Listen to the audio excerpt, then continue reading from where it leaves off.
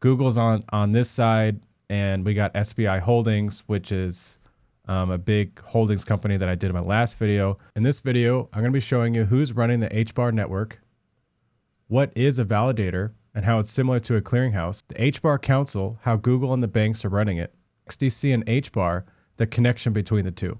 Stay tuned. Hedera in 2025, building the trust layer. And so the validators are the servers and the computers that are running the network.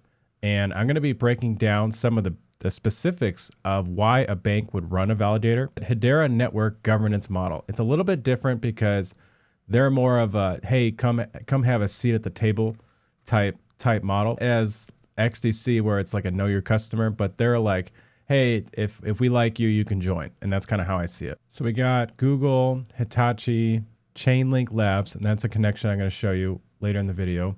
Blockchain for energy, and that was a previous video I did on green that talked about it. And Ubisoft, that was interesting. That's a video game company.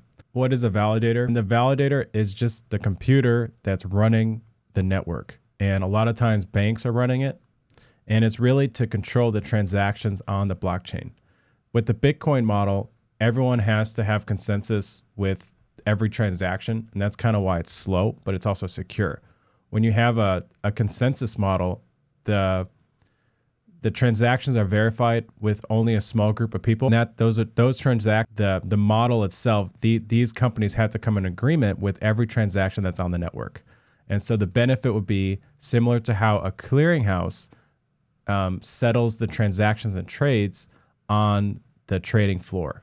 So the network is the group of companies that I talked about. That's the council for HBAR, and they come into consensus.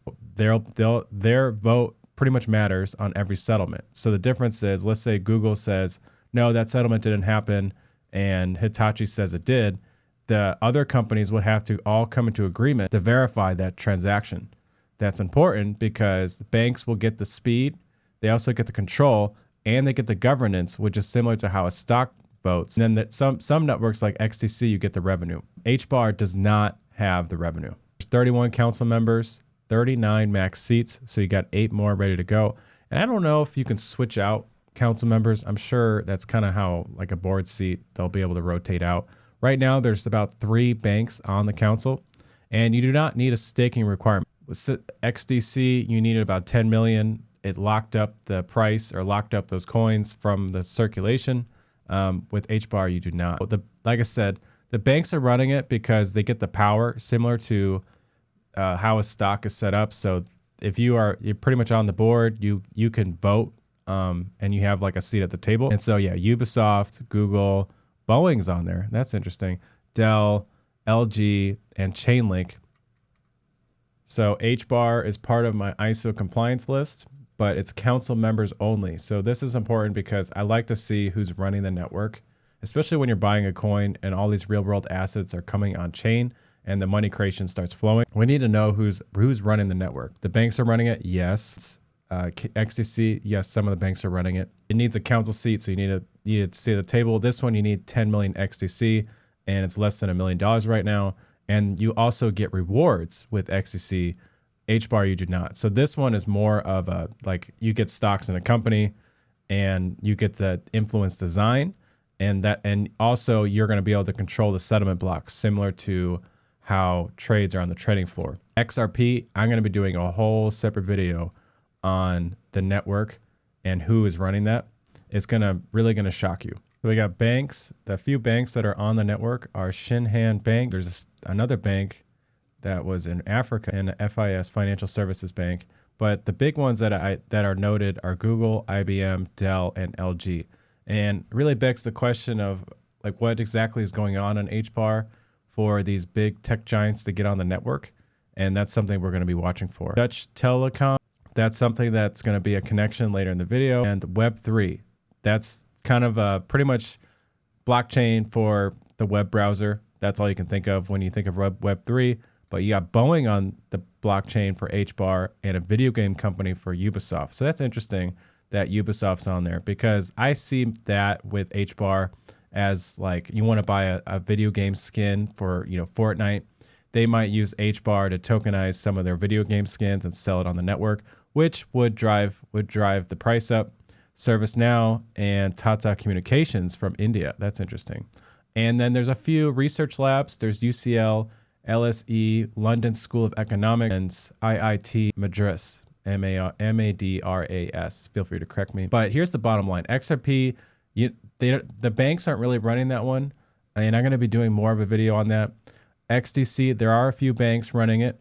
HBAR, there's banks, but as you see, it's a lot of tech giants and video game companies. And it's more about governance. Like they'll be able to influence the direction of the network and kind of the design of it. So for a bank to own it, I personally would love to. I mean, I kind of like where HBAR is going. There's a lot of big players. And XDC, it's a little bit more on the infancy state. XRP, the banks aren't really running the validators, but feel free to correct me. But from what I found, they're not really running it. So here's the connection. There's a few validators who are pretty much the same, and HBAR has a council, XDC has the validators. In my opinion, they're the same thing. The only difference is XDC is you're getting money back from running it, and there's also a liquidity requirement. You need 10 million XDC up front, which is less than $1 million. HBAR is like you get a seat at the table. So Deutsche Telekom has a validator for both XDC and HBAR, and Chainlink Labs, which was the blockchain Web3 link, and Chainlink's a big company, so and most people would know about it. But they're on the council, and then they also have validators on XDC. XDC has 108. HBAR has council members, only 31. And the connection is Deutsche Telekom. So it's interesting to see pretty much the network and being built out. Google's on this side, and we got SBI Holdings, which is a big holdings company that I did in my last video. But really what I'm trying to showcase is they're doing more of a shotgun approach. There isn't one network that's like, this is it. I personally see it kind of like how the stock market is set up, where everyone's going to buy everything and they're going to see which one rises to the top.